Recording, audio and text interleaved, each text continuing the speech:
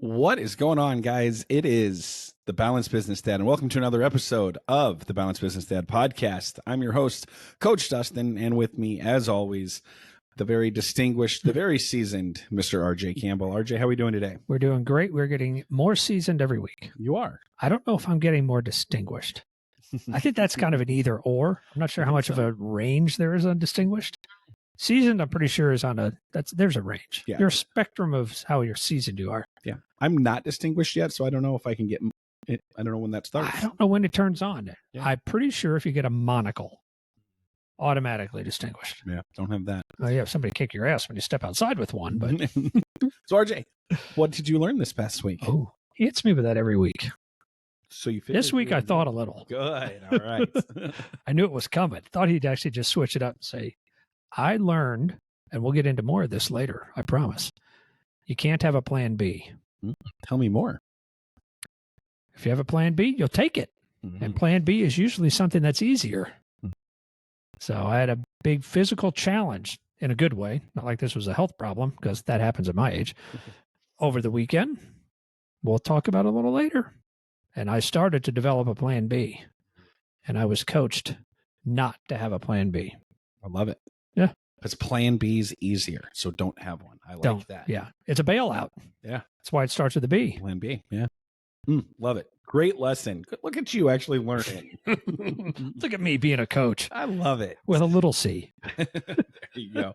So today we're going to talk about something that we've talked about this before. We've obviously had a lot of conversations with it, but it was brought on by another one of the books I'm reading, which this guy might be my new favorite author, but Dr.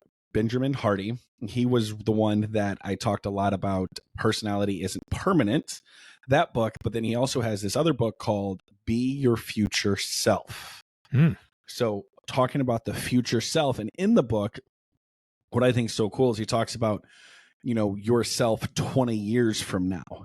And I'm just going to admit I am super, super blessed with our relationship, our partnership, everything that we have going on together, because you are 20 years in the future to me. I am literally 20 years in the future. Exactly. Almost exactly. Exactly. Yeah. Which is so cool, because now it's like seeing what you've done in life.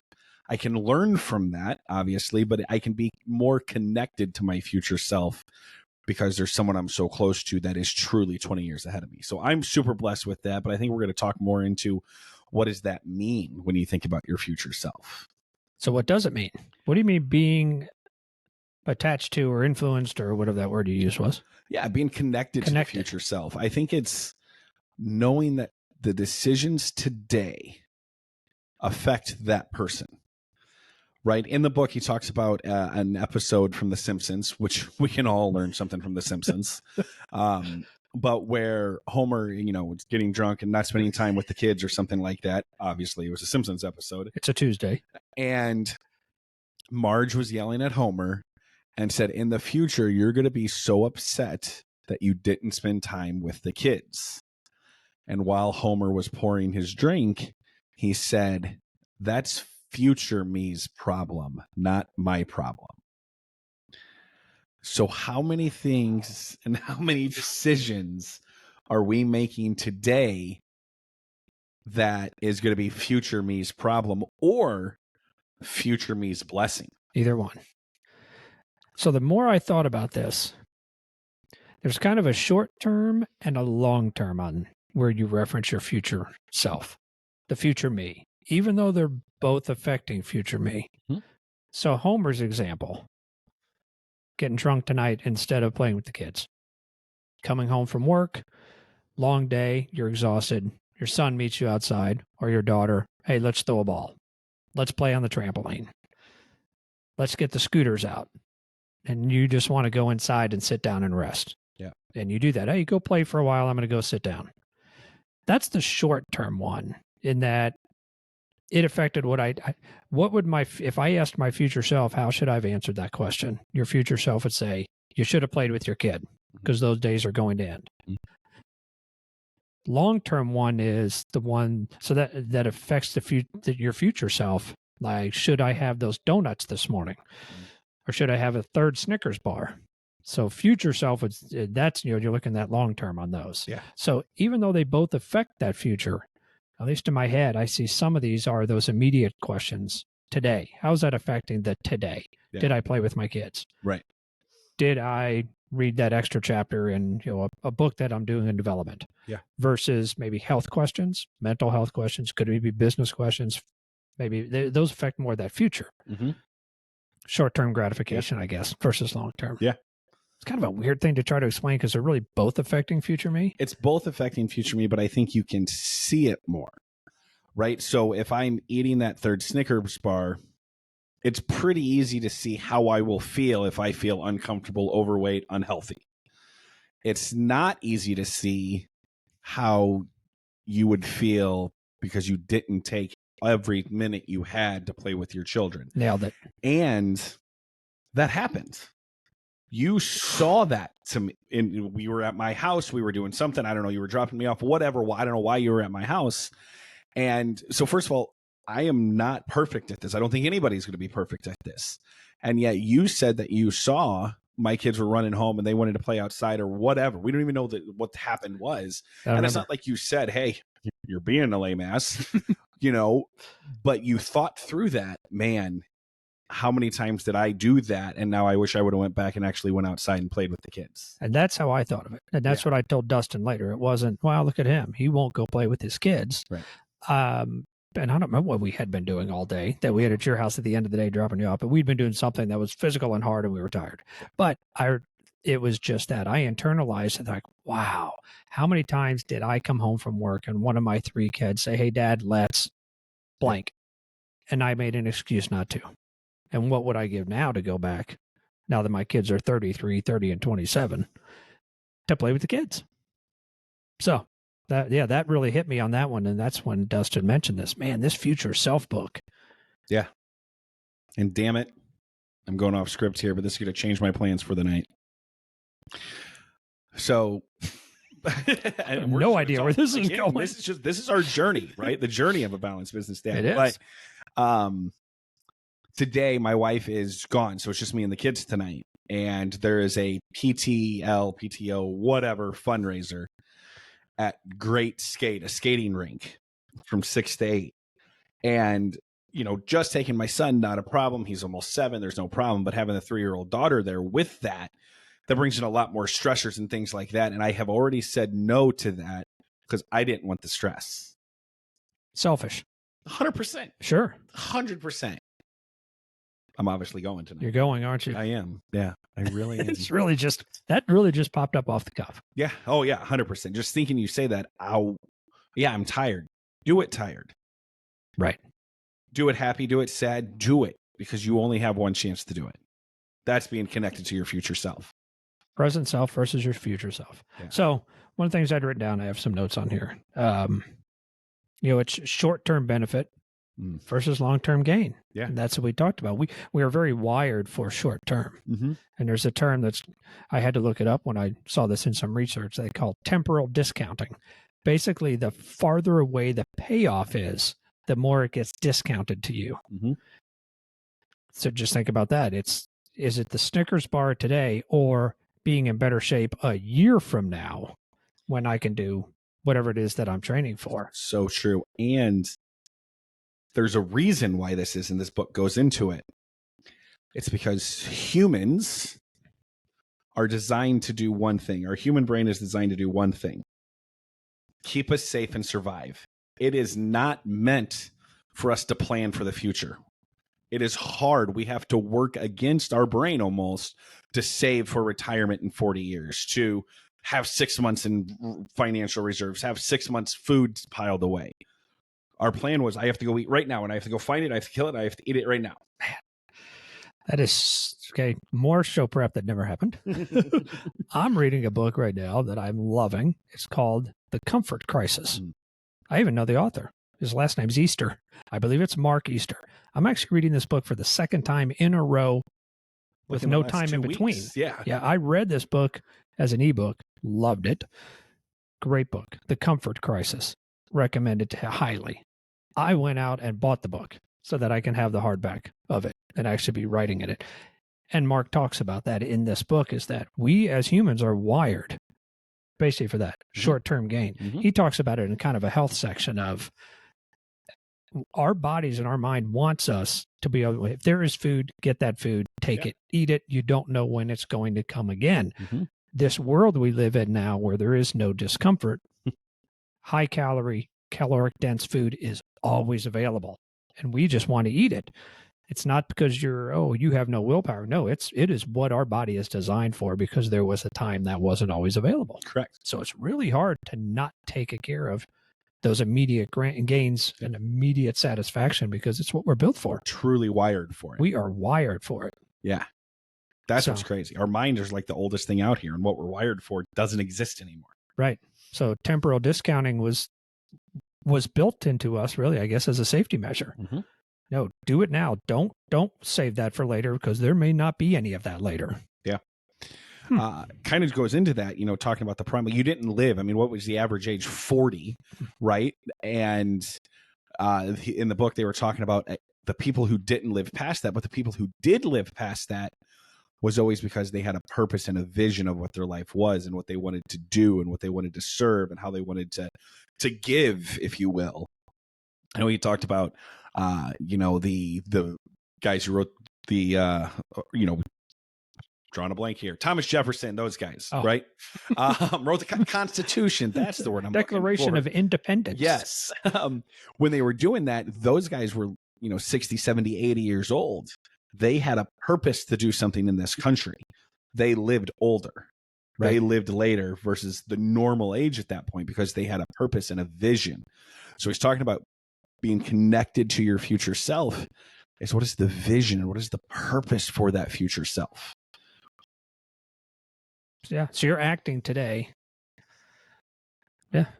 For that future self's purpose. That's a whole different way of thinking about what we were. This really started was making decisions today based on how would my future self want me to act today. We all wore those yellow wristbands 10, 15 years ago that were the WWJD. What would Jesus do? Yeah. What we're calling this is really that same thing, but what would old man me do? Yeah, I like that. What would you do? So using that as another, whatever we call that, like our dad acronym? Up. Yeah, no, our dad up. It's acronym. Yeah, but it's a framework. Framework, yes. Yeah, so this is the future self framework. If you ran so many of your decisions by, what would my 20-year from now future self? I have that conversation with myself 20 years from now. Yeah. How would they answer? Could be anything. Business decisions, personal. Would they go to skate night? Oh, yeah. They would absolutely go to skate night. And see, this is why, we've heard from a lot of people, but we knew that the Balanced Business Dad, these shows, the community we're delivering is so special out there and so needed because we come to it from two completely different sides. I can ask you literally, well, what would you have wished you would have done if you were in my decision? Yes. Your 40-year-old self might not want to go to skate night, but your 60-year-old self would say, absolutely go to skate night. Yes, without a doubt. I was having the same conversation. It's kind of funny. We came up with this weekend when I was out with this group of people where Plan B came into effect, which, by the way, was riding a bicycle across the state of Missouri. It's a long state. It's a long state, like most states are. But somehow we started talking about college degrees. I have no idea. You're killing, 8 hours of pedaling a bicycle. And I was saying that I wish that I had spent time in college not trying to get a degree. That's my only reason I was there for 5+ years, probably 5 years. I didn't care anything about what I was studying. I was told to get a college degree so that you could get a job. Looking back at my 20-year-old self, I wish I would have majored in something where I wanted to study. I never went to a class. Yeah.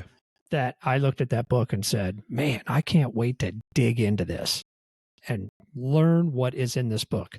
I wanted to learn what was coming up on the next test so I could forget it and move to the next test. It's funny. We've talked about that on this show with Dr. Nate Sala. If you remember. That's right. He's an entrepreneur, but he's huge into academia. And he said, go to college to get an education, not a degree. Had I known that. So it's kind of funny that when Dustin came up with this talking to your future self. And I had just had those conversations with somebody on the weekend that, man, I wish I'd have done that. My mother did that until, oh my gosh, into her 60s, maybe 70s. She always was in a class. She was, yeah. We lived in a college town. It's where I went, where Southeast Missouri State University is. She would take an accounting class every year, sometimes one every semester. She did taxes as a part-time. She had a math degree anyway. And she would just go and be that 60-year-old lady sitting there taking, accounting 540 because she had taken them all. But not to become an accountant. No. Nope. Love it. Because she wanted to know more, doing taxes every year. She was learning. I went there to get a degree. Yeah. Oh, I miss that. I wish I'd have done that. So anyway, there's myself looking backwards. But man, this episode's really great because this conversation's so great, because let's start teaching our kids to think through that thing. I do not tell my kids. This one I am going to bring up. Yes, the kids. Your decision, your framework for decisions, you should ask your 20-year-old self. Yeah. How I should be doing this. Now, the kids aren't going to listen to you because you're your dad, but they will listen to me. They'll listen to Dustin. Right. And, it's funny because we do have a challenge of being coached by our parents or coaching our parents, but just thinking about that through everything, I probably, you can almost use it to your advantage too. And this is where this is almost a slippery slope. So I enjoy us going out. We have a little park. It's called Newtown where I live. And there's sandboxes for the kids. We can have pizza. We can have drinks. We can sit outside. I really enjoy that versus eating at home and making the mess and blah, blah, blah, blah, blah. That all goes into that. And our kids love it because they can run around. They can be crazy, all sorts of stuff. So I said Monday to my wife, I was like, hey, let's do that. And she doesn't like it as much because of the spending of the money and stuff. So boom, well, what would our 20 year from now self want to do? So we went, but it's also one of those things that you can get to that. Well, you do have to be a little responsible because your 20-year future self might be like, well, where's the money? Right. So there is a balance, but you just have to ask yourself those questions, I think. So you could go to that and bring a dinner, bring exactly. a lunch, pack it, sandwiches, have whatever. A picnic, right? Yeah, there's so many other things we could have done, right? But I think it's asking ourselves these questions. So that's a lot of the short term. Yeah. What I called the short term, the immediate parenting, especially. Yeah. What would my 20 years from now, we don't know how the hell to even say that. I know, 20. Myself 20 years from now, how would they say to handle that with kids? 20-year-old senior. I don't know. Me. Now, when you get into career, business, some of the things like that in the pillar, that turns into the other side of it. Yeah. That's not an immediate gratification. No. Now we're talking much more long term. Yeah. So what would I say 20 years from now about taking that promotion? Yeah. Changing jobs to this one that may require more time, more travel. Yeah. It becomes a 20/20 hindsight, but actually from the real future person. But when you come to business, what would your 20-year in the future self say that you did hold those assets versus sell them for that small turn game, right? So I'm in real estate. So of course I look at that. Am I going to be happier to sell that and make a profit today? Or am I going to be happier for holding that for another 20 years? So this is just a question. And the cool part is really no right or wrong answer to this. There isn't. It's just ask yourself these questions and be connected and know what your future self wants. Right. So I am my future self looking backwards now on my career. Yeah. I had positions where, had a lot of people under me, or I traveled a lot. Looking back, should I have taken some of those positions where I was gone so much? I would love to know that from my father. My father's been gone now for over 30 years. He died when I was relatively young, but he traveled a lot more than I did. He lived in South America 6 months out of the year, 6 weeks at a time there, 6 weeks at a time here. And then when he was here, he was always traveling. But he seemed happy. We had great relationships. I would love to have asked him, would you have done that differently for the amount of time that you were away from your 6 kids? Never know. But that definitely played into a part of me getting out of the corporate world a couple of years ago. Absolutely. To be traveling less, to be home more. Yeah, that's a decision. Our daughter is a teacher. She did not start college as a teacher. she wanted to, but she let people talk her into, no, you should go into the business world, maybe HR, you'll make more money, blah, blah, blah. She made that decision by somewhat looking at it the same way. No, work truly would make me happy in the future. I didn't know that. Yeah, Love that. That I can work with little kids and be a teacher. And that's what she is. Yeah. Love that. Yeah. Powerful decision making. And Really. it also makes you more committed to your decisions. Think about that. This is what I want my future self to be. Be, do, have. You've heard me say that on the show before. Be, do, have. Well, I have to be that person. Meaning I have to make the decisions that person would make. To do what that person's going to do. To have what I want that person to have. What would your 20-year future self say when you decided or thought about, maybe I'll try to lose weight, get in shape, and get in the ring with a professional boxer? I think he'd be pretty proud of me. Now, that's the long-term one. Yeah. Dramatic change in your life. Mm-hmm. By the yes, I said dramatic. Ode to my old friend Marty Steeran. Yeah. So yeah, that's the long term. Yeah, it was an absolute, that anything that's going to help me live a better future, I don't think yourself's going to be pretty unhappy with. Now, maybe there's some extreme cases. Well, I want to be an ultra marathon runner and I'm going to do this because I'm going to be healthy, and then I break my leg or I fall off a cliff. All right. That didn't work as planned. Yeah. Yet, I think we know what there is. There's balance in our health too. And it's to be healthy. Again, it goes back to, what do you want your future self to be? So that was over 3 years ago? Will that be 3 years ago this fall, the fight? Right? November 10th will be 3 years. 3 years. Yeah. And your life has changed because you've kept the weight off that you lost. You've stayed in better shape, good shape. Mm-hmm. Yeah. So there's one where your future self is going to benefit, but also would say, hell yeah, do what you have to do because that is going to change you. Yeah. Yeah. And there's a lot of lessons in there. And one day maybe we'll just talk about that lessons. But that was my plan B this weekend. Yeah. Yeah. So I was on a 4-day bicycle ride across Missouri with about 20 people riding what they call the Katy Trail. It's one of the rails to trails. So about 250 miles in 4 days. 2 of the days were very long, almost 80 miles each day. And it was blazing hot this past weekend. For last weekend in September, and we had temperatures near 100. We were cooking. So day 3 was going to be another 80-mile day. The night before, I was already dreading day 3. And I was thinking, we have 2 people with us with trucks that can help out. I could take the sag. I could ride half of that, and nobody would think less of me because it's going to be 96 degrees. He would, Dustin would, I would. Mm-hmm. And I was thinking of that. I was already thinking of plan B. And I'm on the phone with my wife from the hotel where I was staying. And she's like, well, you got to do what you have to do. And if it's that hot and it's that tough, then yeah, you have that safety outlet. I was talking, Dustin rolls his eyes like, no, wrong answer. I was on the phone with one of my sons, and he's the one that said, Padre, you can't have a plan B. If you have a plan B, you will take plan B. 100%. You can't have that. You can do it. You know you can, and you have been planning this. We planned this last February. So 7 months, this has been in the plans. Now, his wasn't the 20-year-old self, but his point was a week from now, when you look back on this ride, you will be really pissed at yourself that you bailed out for the last 40 miles on one day. Yeah. Didn't actually complete the entire ride. Yeah. And the interesting part about that is he said, you can do it. You didn't. But I would much rather in that situation be picked up by an ambulance because I'm in heat stroke than not doing it. Right. Then okay, I can't do it.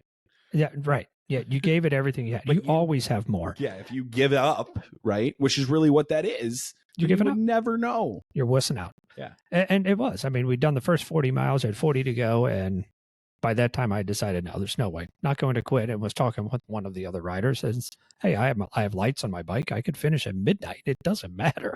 I can walk at times. I will get through these last 40 miles. Yeah. Had a nice lunch, Monster energy drink, and we hammered it the last 40 miles, and it was great. But I was listening. My son uses the term. He was living rent free in my head, saying, don't quit. You will regret this. And it had nothing to do with this until now, looking back on it. It wasn't my 20-year self, but he kept saying, you will really regret your 1 week from now self will look back and be really mad you quit. Yeah. How much better, is that a word, were those last 40 miles because you didn't quit? Oh, they were so good. It felt good. We're riding fast. But yes, and that's what he had said too. He said, when you finish, when you go around that last turn, you pull into the parking lot of that hotel, you will be euphoric that you did it. Because 250 miles, those 40 miles were the most important. They were. Because I had the night before decided. I really had decided. I was putting together the plan B. Yeah. So that's where when we said, what did you learn this week? You cannot have a plan B. Yeah. Or you will take it. And you hear athletes say that all the time. There's like, when they're on the edge of making it to the NFL or Major League Baseball, and they're like, no, and family members at the end of college are saying, yeah, what are you going to do if you don't make it in the pros? I don't know. Well, you have to have a plan B. I've heard so many athletes say their parents, you have to have a plan B. And like, no, I don't have a plan B. And people will say that about your business too. It's right. Yeah. What if this business fails? You need to have a plan B. Yeah. Well, no, because then you'll plan to fail. Yeah. We went all over the place on that one, but it's that's for the plan B, but it's somewhat the future still. It is 100% the future self, because this goes back to vision, which I teach a couple classes on vision, because vision's so important. Know what your future self wants. Your future self, and that's very short term. That's not 20 years. That was a day. But your future self wanted to finish that 250 miles. Right. Yes. And because you knew that, now your son had to remind you, but you still knew it. That's why you finished. I had to remind me by saying hard men do hard things. So true. Better than saying suck it up, buttercup. You got to do the hard shit. Got to do it. Hard men do hard things. Literally why I did the fight. That's right. Hard men do hard things. Yeah. That fight was hard, by the way. I was with him somewhat every step of the journey, except for the running, the lifting weights, or getting hit by bigger men. All the other parts, I was right behind him. That was hard. That was a hard 11 months. We might do it because the last 24 hours before I stepped in the ring, we should do an episode on that. On all the hard. Yeah. And if there would have been a plan B. Yeah. Right. So anyway. Yeah. That's where plan B came into this. It wasn't my future self of 20 years, but it was my future self of 5 days saying, don't quit. Yeah. Don't do that. So this is a new frame. We have the dad up framework. Now we're adding the future self framework. I think, guys, just imagine how many decisions you can make every day by literally asking the question, what would my future self do in this scenario? What would my future self want me to do in this scenario? What a framework that is. Yeah. Well, change my plans for tonight. Change your plans for tonight. Didn't see that coming. Didn't know about that one. Love it. Because it was not in my head. It is now. So there we go. So, guys, thank you so much. I hope you guys got a lot out of this. And just think about this, right? Be the future self. But these conversations, this is what we are coaching men and dads and husbands to do on the free Facebook group. This is why we want more and more people to do this, because I'm sure you have a story, if you're a lot like us, which I believe everybody is, that you can share with us. So guys, join the free Facebook group at dadupgroup.com. You can click on the link, join right there. It also actually goes over the Dad Up framework. It's kind of a free video to check that out, how to get the framework, that kind of thing. So dadupgroup.com. We would love for you to join us. And just be better, guys, because your future self is counting on it. Amen to that. Yeah. All right, guys, we'll see you next week. Thank you so much. See you guys.